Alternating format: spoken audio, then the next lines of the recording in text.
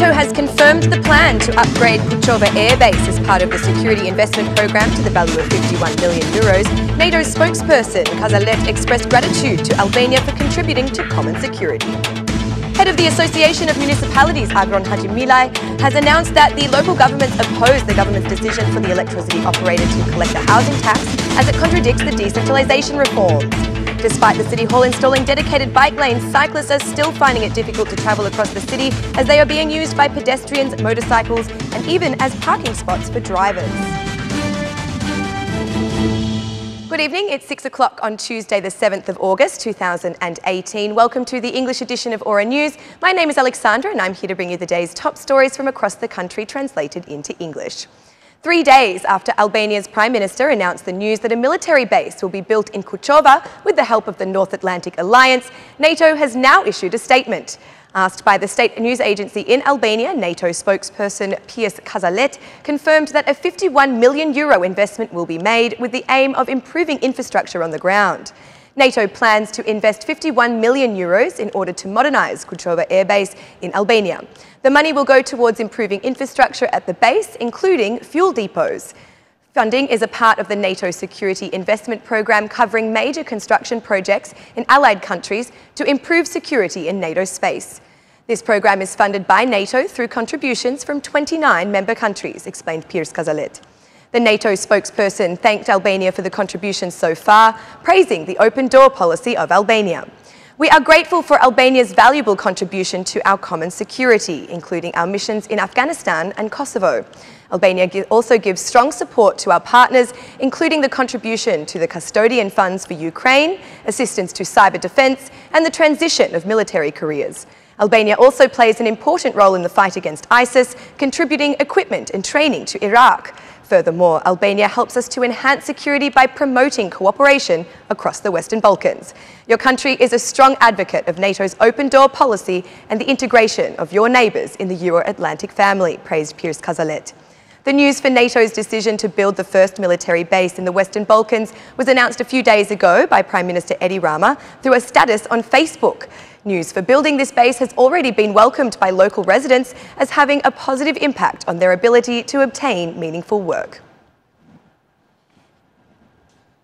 A total of 44 people presented themselves yesterday to the Elbasan Hospital with symptoms of food poisoning. It has been learned that all those affected had been present at 3 separate weddings which had all been held at the same restaurant located in the city ring. Out of the 44, 36 were admitted to the hospital, while the others were able to leave after receiving treatment. According to the director of the hospital centre, Jafir Kongoli, Luan Rapi, the 36 people admitted currently remain hospitalised. The Infectious Diseases Hospital is currently the home to 31 victims, while 3 had to be sent to Tirana due to the immense severity of the symptoms they were displaying. A further 2 are children who are being cared for in the paediatric hospital. According to Luan Rapi, immediately after the cause of the mass influx of patients had been ascertained, the Directorate of the Hospital Centre took all necessary measures to ensure all medical staff were available, as were all required medicines. Patients came from 3 different weddings, which were all held at the same restaurant. The National Food Authority, in cooperation with the Department of Hygiene, has closed the premises, taken samples of food and beverages to send to the laboratory to determine the exact cause, and a fine of 700,000 lek has also been issued as a further administrative measure.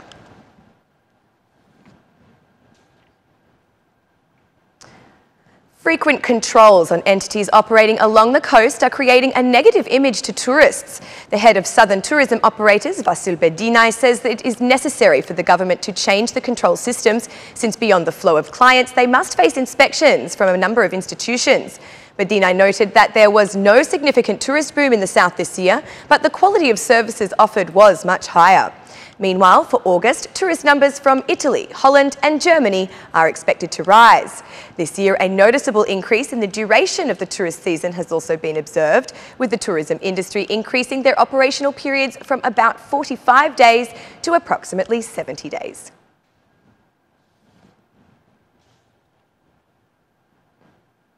Municipalities are in disagreement with the government over the choice to allocate the responsibility of collecting the housing tax to the electricity distribution operator.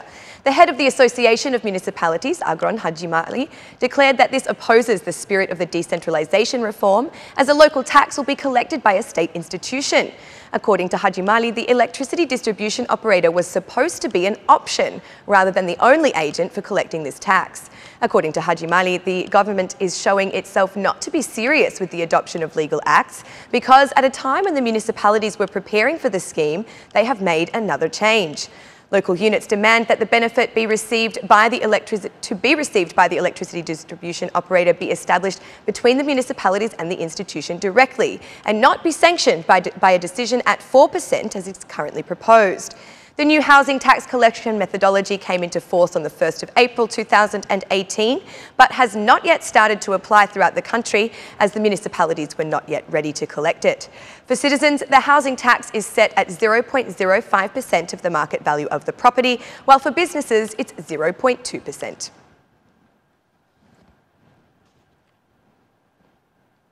The Blue headquarters has accused the majority of siphoning €3.7 billion from the state budget. The corruption is accused of occurring through tender processes and public-private partnership schemes. At a press conference, DP MP Agron Shehai, a quick calculation will determine that this means that an average of €5,000 has been robbed from each and every Albanian family in the country. This government does not use tenders to build infrastructure, do not advise all international institutions, but create partnerships because in this way the theft becomes bigger, slammed more and for a longer time. Suffice it to say, from over 200 partnerships that the Rama government has made, virtually none of these that have a significant value have been tendered with a Western company, said Agron Shehai. Shehai promised that with the arrival of the Democratic Party ruling, all abusive contracts will be reviewed. The annulment of all corrupt concessions will be the first act the Democratic Party will make when it comes into force as a vote of the confidence from the Albanians. Little is important in what Western Advocacy Office has occurred.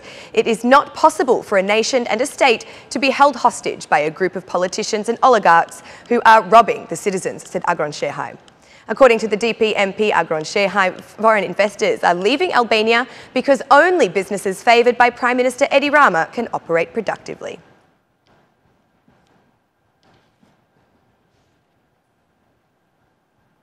The municipality of Tirana is continuing the blood donation campaign in August under the expectation that private business will take the reins in September.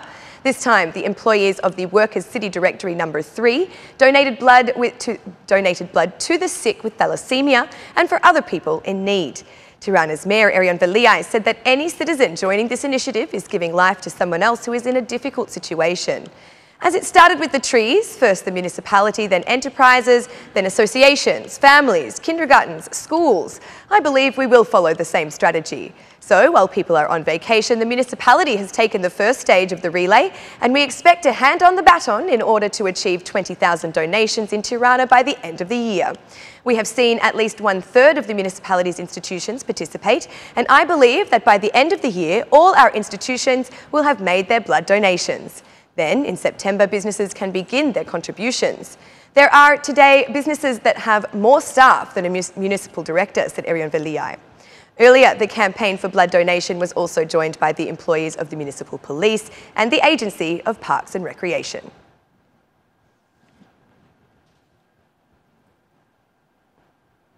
The municipality of Tirana has been working swiftly to introduce dedicated bicycle lanes across the city, which are intended for the use solely by pedal-powered bicycles.